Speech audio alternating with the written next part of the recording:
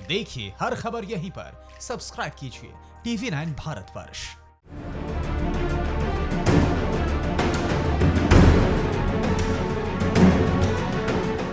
पूर्वी लद्दाख की गलवान घाटी में भारत चीन सेना के बीच हुई हिंसक झड़प को लेकर कांग्रेस नेता राहुल गांधी ने एक बार फिर केंद्र सरकार पर निशाना साधा है। राहुल गांधी ने शुक्रवार को ट्वीट करके इस मामले में अक्षमता दिखाने का आरोप लगाया। राहुल गांधी ने ट्वीट किया, अब ये साफ हो चुका है कि गलवान घाटी में चीनी हमला पहले से तय था। भारत सरकार सो रही थी और उसने इस समस्या को नकार दिया।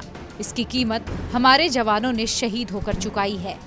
दरअसल राहुल गांधी ने अपने ट्वीट में जो आरोप लगाए हैं, उसके पीछे उन्होंने रक्षा राज्य मंत्री श्रीपद नाइक के उस बयान का हवाला दिया है, जिसमें उन्होंने कहा था कि चीन ने इस हमले के लिए पहले से ही साजिश रच रखी थी।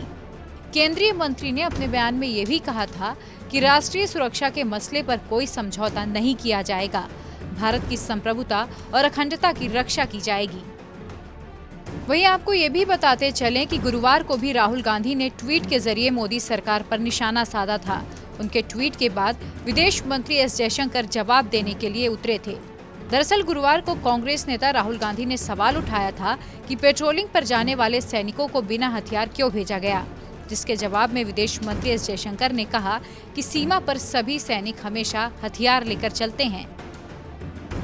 विदेश मंत्री ने राहुल के ट्वीट पर जवाब देते हुए लिखा था, आइए हम तथ्यों को साफ करते हैं। सीमा पर सभी सैनिक हमेशा हथियार लेकर जाते हैं, खासकर जब पोस्ट छोड़ते हैं।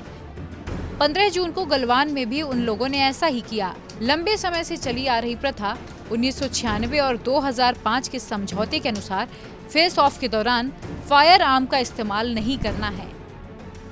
दरअसल गुरुवार को राहुल गांधी ने एक वीडियो जारी कर पूछा था कि चीन ने हमारे निहत्थे सैनिकों को मारने की हिम्मत कैसे की, बिना हथियार के हमारे सैनिकों को शहादत के लिए क्यों भेजा गया। और बहनों, चीन ने हिंदुस्तान के शस्त्रहीन सैनिकों की हत्या करके एक बहुत बड़ा अपराध किया है।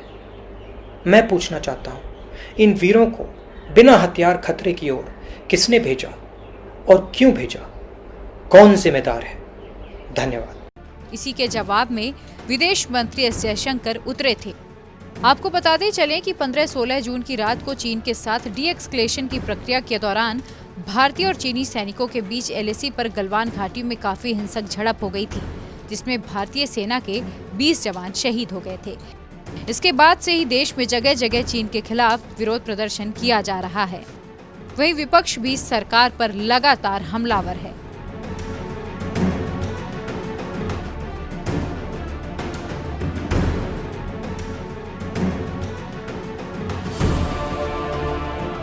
अड़ी सोमवार से शुक्रवार शाम 6 बजे सिर्फ TV9 भारतवर्ष पर।